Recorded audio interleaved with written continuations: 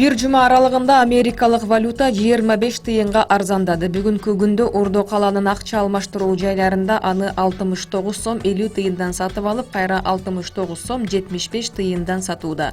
Ушундай эле көрүнүш июль айында катталган. Бирок көп өтпөй доллар кайрадан 69 сом 90 тыйын көрсөткүчүнө жеткен. Улуттук банк болсо сентябрдын башынан бери дүйнөлүк валюта рыногуна чыга элек. Мугалимдердин айлыгын көбөйтүү үчүн 1 миллиард 740 миллион сом керектелет. Бул тууралуу Каржы министринин орун басары Улукбек Кармышаков билдирди.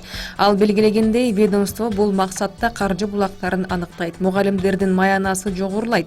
Жалпысынан айлык көбөйтүү 120 миңдей адамга тиешелүү болот. Алардын арасында бала бакча тарбиячылары, мектеп жана жогорку окуу жайлардын мугалимдери дагы бар. Эске сала кетсек, ушул күздө билим берүү тармагындагы кызматкерлердин маянасын көбөйтүү демилгесин өлкө башчысы Сооронбай Жээнбеков көтөрүп чыккан.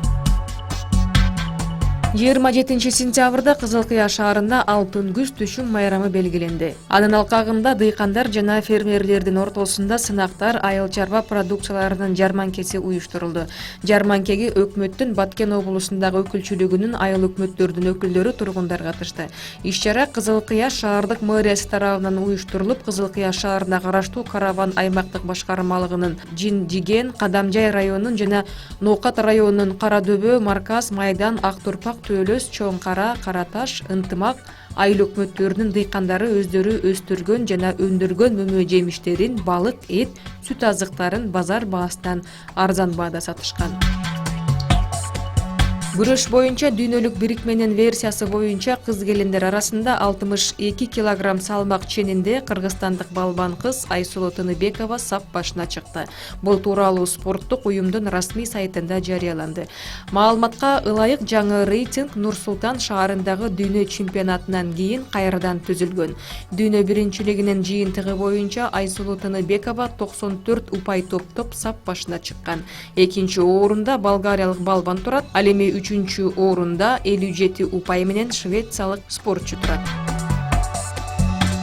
24 сентябрда Туркиянын Адилеттүүлүк жана өнүгүү партиясынын депутаты, отставкадагы генерал Ширин Уналдын үйүндө иштеп жүргөн 23 жаштагы өзбек жараны Надира Кадырова каза тапты. Түрк басылмаларынын маалыматына караганда, Кадырова генералга таандык тапанчадан атылган октон жаракат алып ооруканага жеткирилгенден кийин каза болгон. Андан бир күн мурда Кадырова курбусуна СМС билдирүү жөнөткөн. Өтө жаман нерселер болуп жатат, агамдын көзүн кантип карайм, өлгүм келип жатат деген жазууларды жөнөткөн. Азырынча Түрк парламентинин депутаты бул окуя боюнча журналисттердин суроолоруна жооп берүүдөн баш тартууда. Кадырованын агасы, карындашы жогорку окуу жайга тапшыруу үчүн сынактарга даярданып жүргөндүгүн жана өз өмүрүнө кол салууга эч кандай себеп болбогондугун билдирүүдө.